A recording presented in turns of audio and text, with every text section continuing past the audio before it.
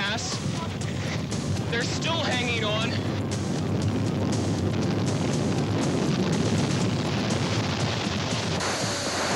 Oh my God, we're having an earthquake. Wait a minute. Hold on, hold on. Can you feel that? There goes the lights. Oh.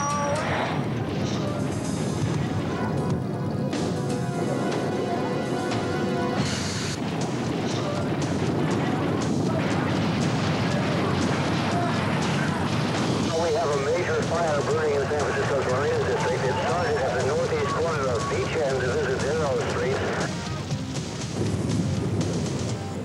We have the bands now approaching the coast. So we're just starting the long period of about 12 to 16 hours where we're going to experience the thrust of this hurricane.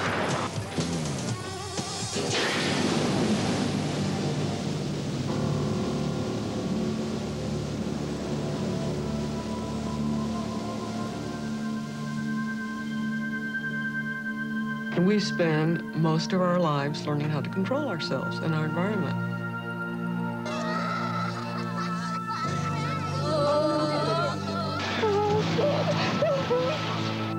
And suddenly you wake up to the realization, I am not in control.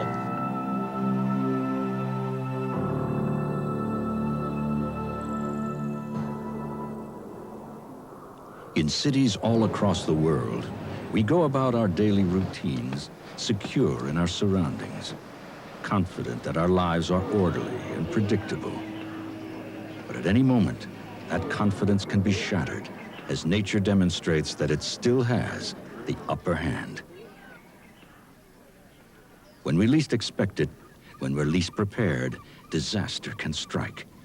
And few natural disasters are as unsettling as an earthquake. So it's important for you to... Oh, fight!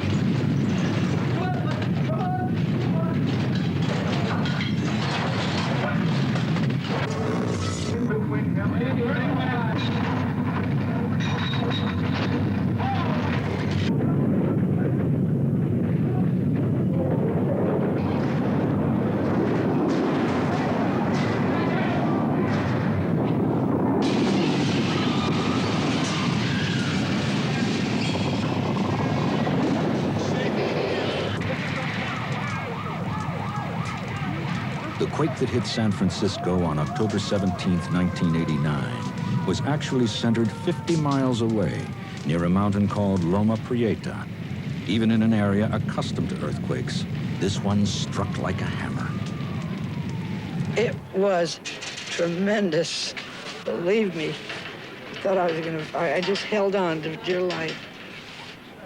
There was this sudden movement like this, shaking of the whole store, rattling, I mean, the roof, everything, the beams. My TV screen popped out, and glass began to break, you know, things like that. A big marble table flew across the room and shattered like glass almost, you know.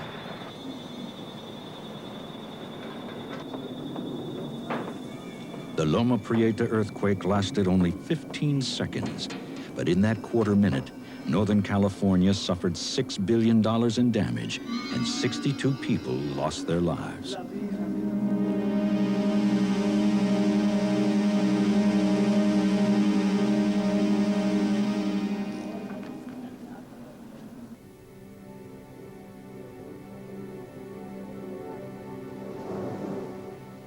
October 17th, 1989.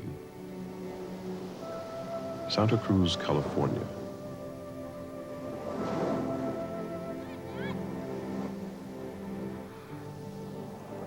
It's an easygoing town nestled beneath the mountains of the Northern California coast.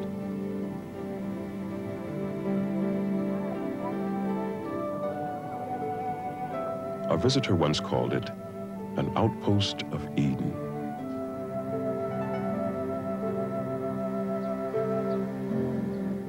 But the San Andreas Fault curves through these mountains, pushing them up with earthquakes.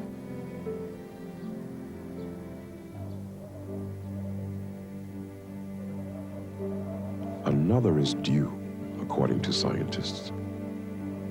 In a new kind of forecast, they offer probabilities as high as 85% over the next 30 years. on this day, underneath a mountain called Loma Prieta, probability became reality. Leadership. It's a co-opting. It's much more similar to the Mexican three idea. At 5:04 p.m., Latin American Studies 1 was underway at UC Santa Cruz. And they have a candidate who's very strong and is fighting with us for second place.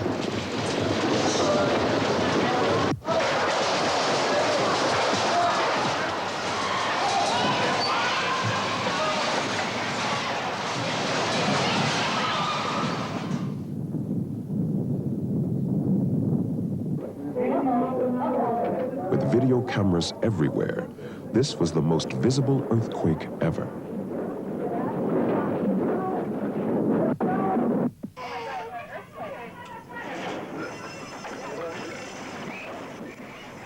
So the Oakland A's take. Hey, well, we're having an earthquake.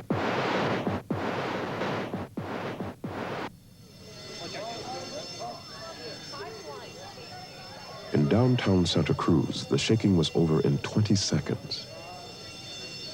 And all of a sudden it started to shake a little bit, and then it started to warm.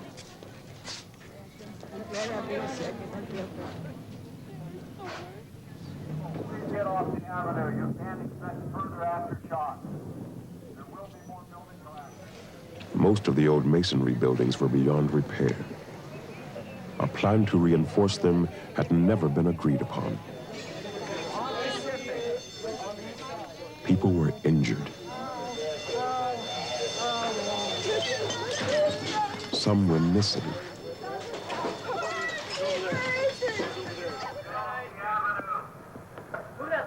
Volunteers put themselves at risk from aftershocks.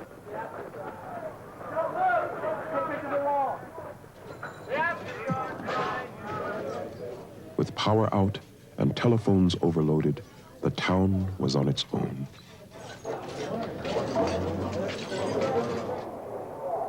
Like most of San Francisco, Candlestick Park withstood the impact. The stadium was built on bedrock. It had recently been reinforced. Ladies and gentlemen, power has been interrupted. The game has been called. Can you please leave the stadium in an orderly manner? Other structures fared less well. The Bay Bridge was built to withstand such an event. But that was in the 30s, before much was known about earthquake engineering. One stranded driver made a video record. This is the crack down there. They sent us down here, surprisingly, in the wrong direction. There's another car. Gosh! Thomas, we need to go down there and help. Heading south onto the Nemes. That is completely collapsed. The worst disaster lay across the bay in Oakland. A section of road atop the two-level Nimitz Freeway collapsed, crushing 53 cars below. He's alive. He's trapped in there. No, you're in your truck. He heard me and then he parked aside. Your truck is upside down. Man, this is all we need something to pry the door.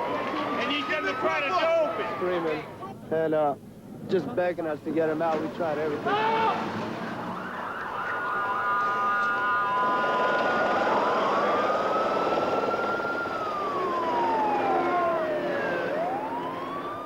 The freeway was built in the 1950s, before concrete structures were designed to be flexible. The road was slated for reinforcement.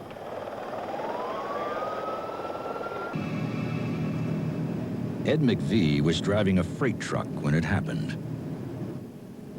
There was no traffic, and I was doing about 55, and all of a sudden it felt like I had a blowout. I had no control over the truck. Luckily, there was nobody beside me because I was just all over the place. I hit the brakes. In the rearview mirror, I could see what looked like the freeway falling. That didn't make any sense. I saw cars and trucks disappearing underneath the rubble, and I just knew I was dead. I had no way of getting out of it. There was nothing I could do.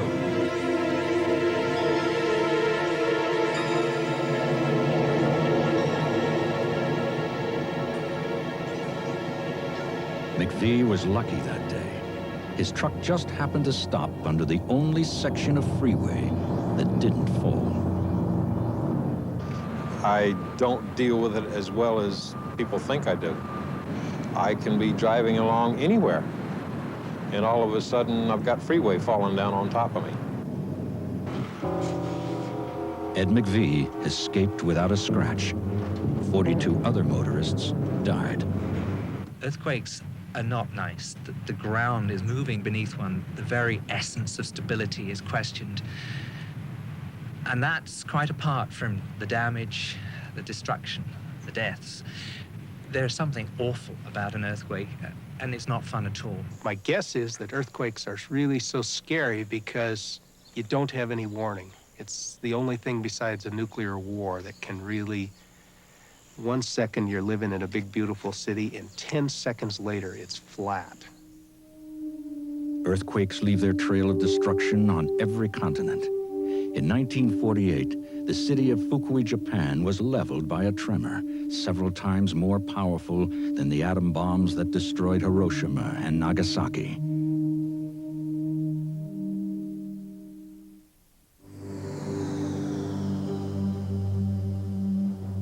Every day, the Earth is shaken by hundreds of small earthquakes. Most go unnoticed. They usually occur along the boundaries of the thin plates that cover the Earth like an eggshell. Driven by the heat deep within the Earth's core, the plates grind against each other along lines called faults. When the plates find their motion blocked, stress builds up. Finally, the fault gives way. The released energy races through the Earth in the form of seismic waves. One place where the boundary between plates is dramatically evident is the 700-mile-long San Andreas Fault. This is the source for most of California's earthquakes.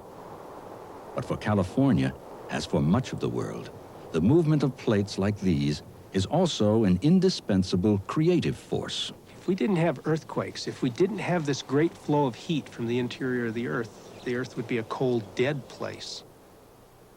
If it wasn't for this great flow of heat, there'd be no continents, no oceans, no atmospheres. The Earth would be as dead and dry and cold as the moon. Everywhere you look in California, the hills are really created by the action of the earthquakes for the most part. It's really the earthquakes that create the topography, the valleys, the mountains, control the river streams where things go. Earthquakes have been shaping the landscape of California for eons. Come on! There's a gas leak! Let's go! Turn around and go that way!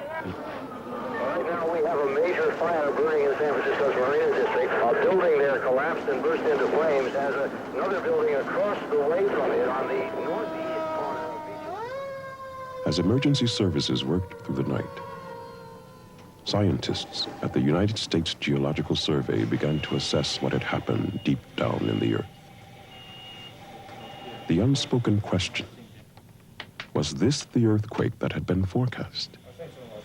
Pretty quickly, we knew where the earthquake was, and as soon as we knew where the epicenter was, honest, we all knew what had happened. We all knew it had been precisely that segment we had been concerned about, and that long-term forecast had been fulfilled. The apparent success of the forecast was affirmation for a new approach to earthquake alerts. Long-term forecasting is an attempt to give communities years or decades to prepare. But scientists also continue to search for the means to predict earthquakes, so they can issue short-term warnings in the days or hours before an event. We came closer to predicting this earthquake than we've ever come before. However, that's much less than half a loaf. Our job is to predict earthquakes and save lives, and clearly we didn't predict it in any sense that could have saved any of the people that were killed in the collapse of buildings or freeways. Short-term prediction remains an unfulfilled goal of earthquake studies, so scientists are on the lookout for some kind of warning event. They call them precursors. For example, small earthquakes are common before a large one. But these foreshocks are hard to recognize, and this time there had been none. But something else had preceded this earthquake.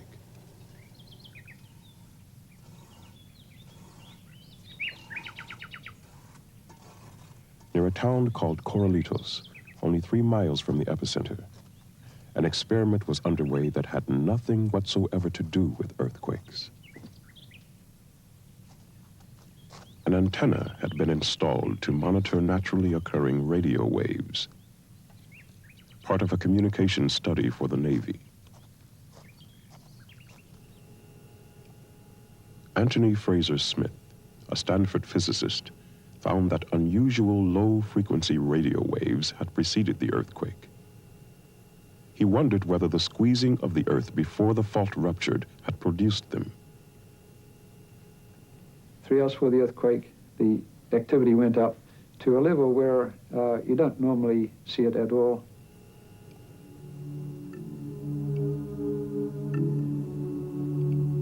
And then the earthquake struck, and then we lost electric power, and we didn't have any more measurements. We've been recording at this Corralitos site for 2 years. We haven't seen anything like these big signals coming through. If Fraser Smith's observations could be repeated, perhaps next time there would be a warning. But he faced a paradox all too familiar to earthquake scientists. In order to repeat his experiment, he would need to locate his antenna near the site of another earthquake. He would have to predict an earthquake to test his experiment in earthquake prediction.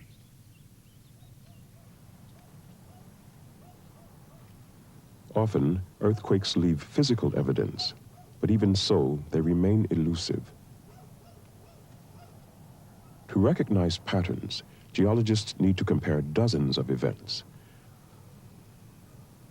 Yet few here now will be alive when the next earthquake takes place here. Earthquakes remain the most difficult of all natural phenomena to understand, much less predict.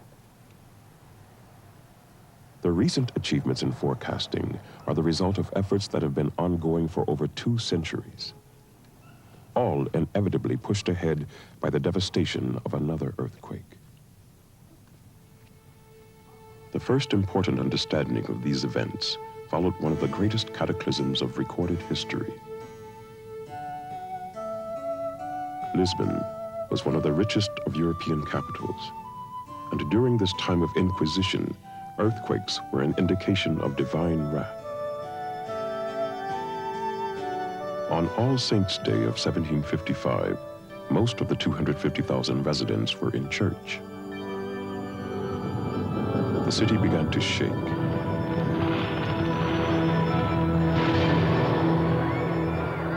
Terrified worshippers rushed outside, calling to God for protection. Then came a second, more powerful shock. The ornate facades of all the great buildings collapsed, crushing the crowd below. Those that survived faced a tidal wave. Then a fire that burned on for 3 days. 60,000 people lost their lives. Lisbon's great medieval buildings and masterworks of art were incinerated.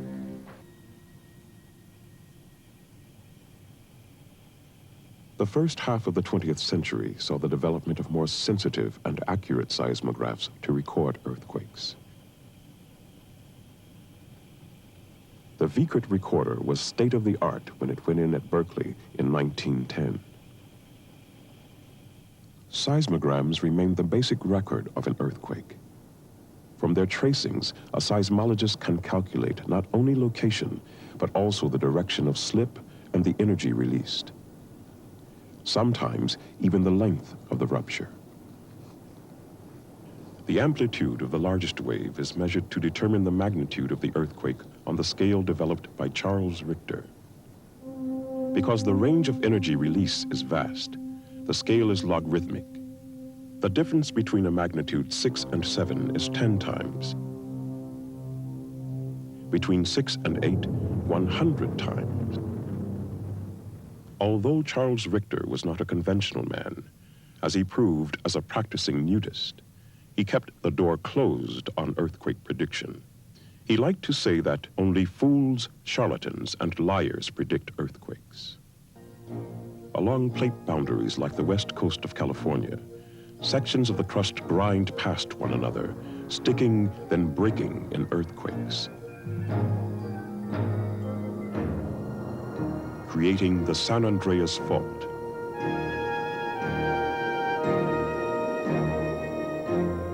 The theory of plate tectonics, as it came to be known, was one of the great discoveries of the 20th century. I don't expect in my lifetime to see something in the earth sciences that is so all-encompassing as this. It really provided, for the first time, a picture of the earth and how the earth's surface is moving, that provided an explanation for why most earthquakes occur where they do. The theory was put to the test in the new state of Alaska. In 1964, Anchorage was a boom town.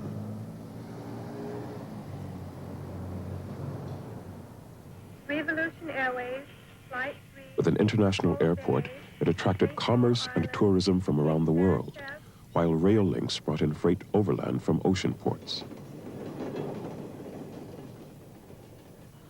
March 27th was Good Friday, and at Valdez Harbor, the cargo ship China was unloading the first fresh fruit and vegetables seen here in months.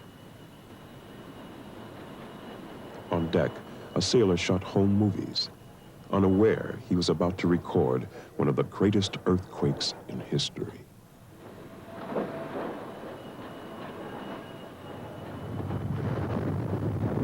There was a terrible lurch, and the harbor started to empty. A chasm opened directly alongside the ship, and the China began to sink. The entire landmass around the dock softened and collapsed into the sea.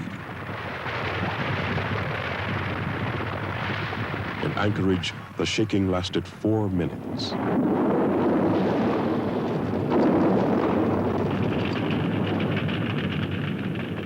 At Seward, gas tanks and pipelines ruptured, spewing out their blazing contents.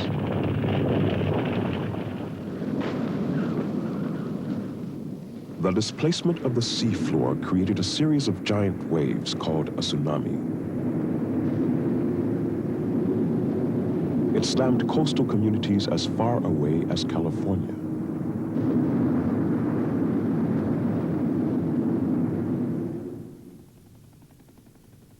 A survey of the earthquake's effects began the next morning. Progress was impeded by the devastation. One geologist, determined to make his way in, was George Plafker. Well, the first thing was that we couldn't land at the Anchorage airport because the international airport tower had collapsed. It was pretty shocking, especially if you've never seen anything like it before. Individual homes were moved a quarter of a mile, 1,400 some feet, laterally on these large slabs. The slabs had traveled on loose layers of earth, which had been liquefied by the tremor. The quake hit with a magnitude of 9.2, yet surprisingly, only 114 people died. Alaska's population was small, and schools and office buildings had been closed for the holiday. By then, we had word from the civil defense and the military that there were waves that had just demolished towns, and that there were other strange things that had happened, like land level changes. Apparently, the tides either went out and didn't come back, or they came in and they didn't go out again. And in fact, we were seeing some of what turned out to be the most extensive tectonic deformation of the Earth's crust that had ever been recorded in history. The Alaskan earthquake provided a confirmation of the theory of plate tectonics.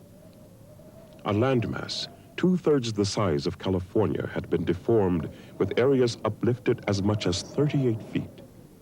the pattern of change was completely consistent with the thrusting of the Pacific Plate beneath Alaska. Now that the driving force of earthquakes was understood, some researchers believed that prediction was only a matter of time. We have a major fire burning in San Francisco's Marina District. In the 1989 quake, the San Francisco Fire Department battled 34 major blazes simultaneously. With underground water supplies cut off, fireboats had to be used to pump water from San Francisco Bay. Unfortunately, earthquakes in large cities with their accompanying horrors are not rare events. When you look at a map of the world and plot the truly great cities of the world and compare it with a map of the great, really destructive earthquakes of the last 1,000 years, there's an almost one-to-one correspondence. I think we may find ourselves witnessing a large number of destructive earthquakes in the next 3 or 4 decades that is going to really horrify the world.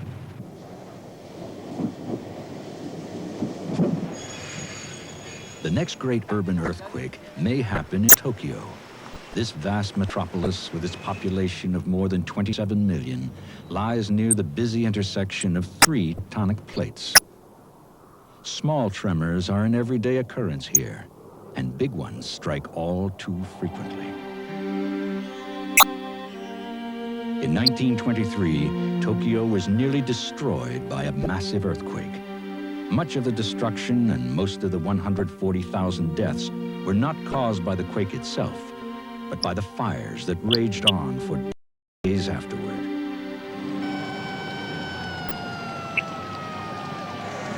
September 1st, the anniversary of the 1923 quake, is commemorated